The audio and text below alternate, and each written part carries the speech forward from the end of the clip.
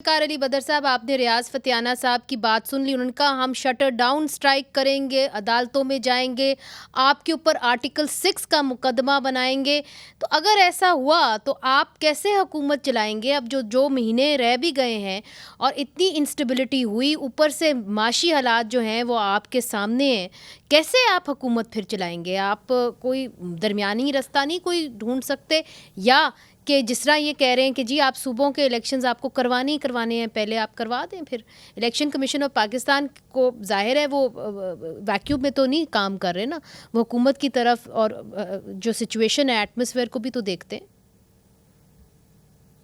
ये फतियाना साहब का अपना पर्सपेक्टिव है और उन्होंने अपना पर्सपेक्टिव बयान किया। ये बेसिकली फतियाना साहब नहीं बोल रहे थे, ये तो इमरान खान साहब की गुफ्तगू थी जो वो गुफ्तगू करते हैं। वो तो 200 बंदे की इकनॉमिक टीम, साल के 12 मौसम, जर्मनी जापान की सरहद, और जो IMF के साथ उनके रस्तू और अफलातूनों ने पहले 10 माह में कहा था कशकोल नहीं उठाएंगे, IMF के पास नहीं जाएंगे। फिर IMF से ऐसा एग्रीमेंट किया कि आज पूरा मुल्क और कौम उस एग्रीमेंट की वजह से इस मुआशी और सियासी अदम इस्तेकाम में फंसी हुई है। असल बात यह है कि रेट ऑफ द गवर्नमेंट को कोई भी चैलेंज करेगा तो कानून हरकत में आएगा। ये शटर डाउन हड़ताल और पहिया जाम और इस तरह की जो हड़तालें हैं, ये इस तरह मुमकिन नहीं है। असल में जो डायलॉग कराया खान साहब ने कि जेल भरो तहरीक, इसमें तो लीड विद एग्जाम्पल होता है। खान साहब को चाहिए था पहले खुद जेल में जाते फिर अगली बात करते।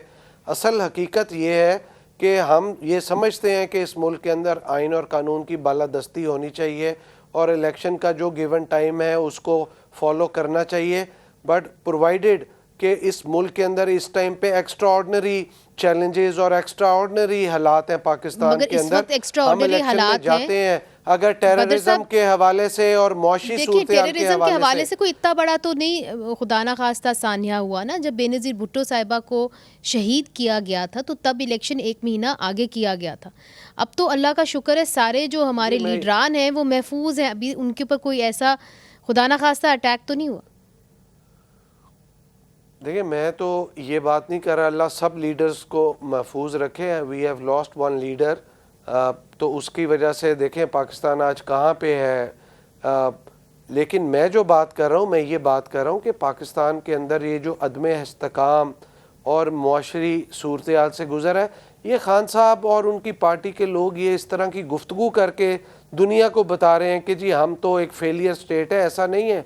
Pakistan is a beautiful country और इसको हमने सब ने पोलिटिकल फोर्सेस सवाल का जवाब मिलकर ठीक करना है। ना आप वो आपकी बात सारी ठीक है। मैं उसी तरफ आ रहा हूं। सर मेरी बात सुनिए ना please. Election commission of Pakistan ने अगर ये अनाउंस किया, रियाज फतियाना साहब आपके साथ बैठे हुए हैं, तलाल चौधरी साहब ने भी अब हमें ज्वाइन कर लिया।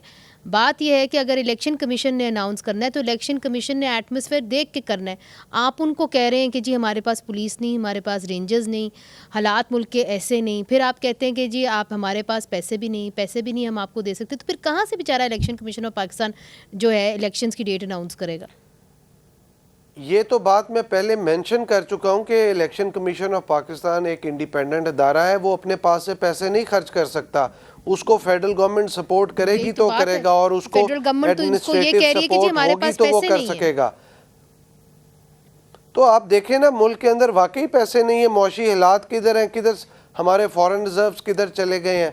तो अगर इलेक्शन कमीशन को ये फेडरल गवर्नमेंट कह रही है तो फेडरल गवर्नमेंट के पास वाकई पैसे नहीं होंगे।